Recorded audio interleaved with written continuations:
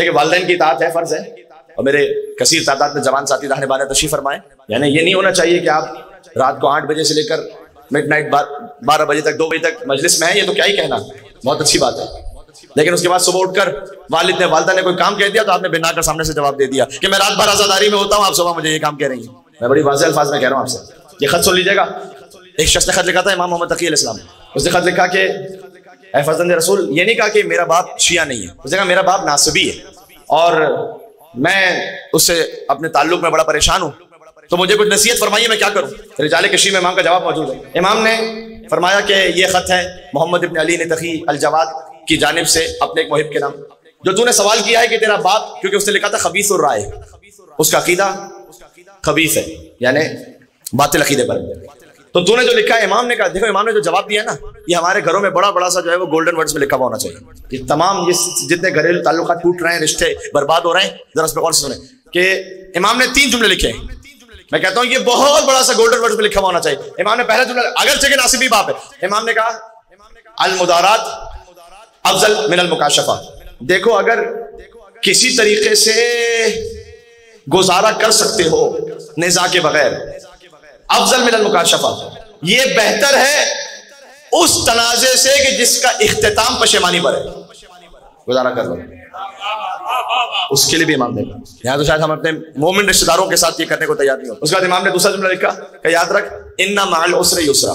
ابھی تو پریشان ہے نا، لیکن ہر مشکل کے ساتھ ایک آسانی بھی ہے، ان مع العسر یسرا، پھر ہر مشکل کے ساتھ ایک آسانی بھی ہے۔ کئی دفعہ ایسا ہوتا ہے کہ شوہر اور زوجہ، فرض کیجئے زیادہ تر، خیر میں اتنا کہنے میں حق بجانب ہوں، اگرچہ کہ غلطیاں تو دونوں طرف سے ہوتی ہیں، لیکن زیادہ تر مردوں کی جانب سے حق تلفی زیادہ ہوتی ہے، ظلم زیادہ ہوتا ہے یہاں سے، صحیح ہے۔ میں آپ کے سامنے بات کر رہا ہوں، میرے لیے بڑا آسان تھا کہ میں ان کے لیے بات کرتا کہ جو سامنے نہیں ہے،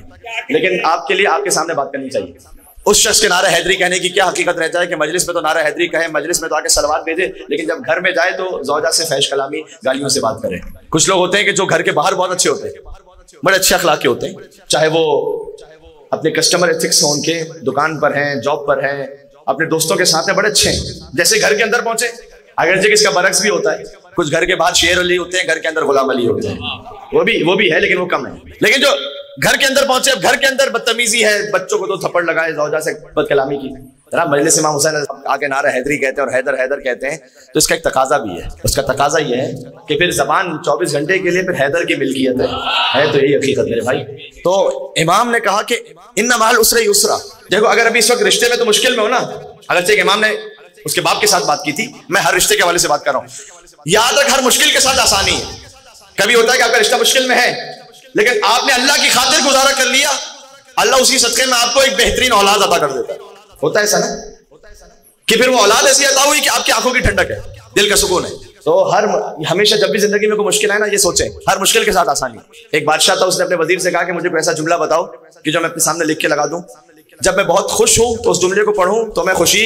میری کنٹرول میں آ جائے، اور اگر غمگین ہوں تب بھی اسی جملے کو پڑھوں تو میں شاداب ہو جاؤں۔ تو اس نے بادشاہ کو بتلایا کہ آپ یہ لکھ کے لگا دیجئے کہ یہ وقت بھی گزر جائے گا۔ اس وقت آپ کو بڑی کامیابیاں نصیب ہو رہی ہے، بڑی نہیں، غرور میں نہ ہے، یہ وقت بھی گزر جائے گا۔ اگر غمگین ہے، کسی مشکل میں، ڈپریس نہ ہو، یہ وقت بھی گزر جائے گا۔ بات واضح ہے؟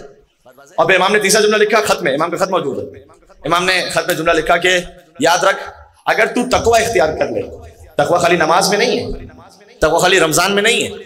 تقوی گھر کے اندر تعلق میں، اگر تو تقوی اختیار کر لے فائنل عاقبۃ للمتقین، تو جو اختتام ہے نا وہ متقین کا اچھا ہے۔ سبحان اللہ۔ امام نے اس کو نصیحت کی، یہ خط لکھا،